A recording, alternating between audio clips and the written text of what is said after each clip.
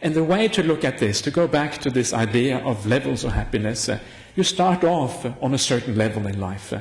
But then when you lead a spiritual life, I'm going to give maybe one easy example to understand. Suddenly you want to do something good in your life.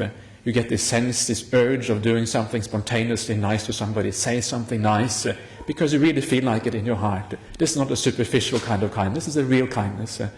You feel like doing something nice, you help somebody, you give somebody something when they need something.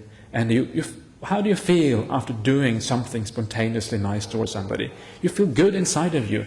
There's a happiness which arises from doing something kinder, doing something generous. And we all know what that feels like when we think about it.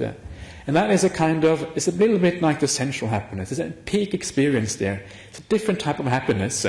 But there's a happiness nonetheless, a kind of peak experience which comes with that kind action. And then afterwards it comes down again.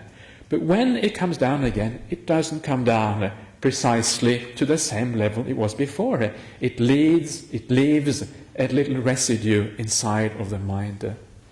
And that is the important difference between the spiritual happiness and the worldly happiness.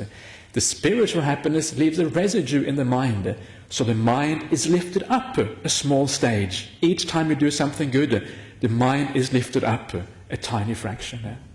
And this is exactly the same thing which happens if we are virtuous, if we are kind and good people who do the right thing in the world.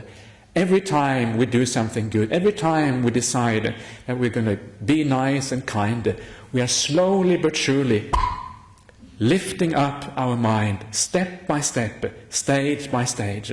Each time we do a meditation on compassion, on loving kindness, we become more peaceful, and we have a general good feeling for the world.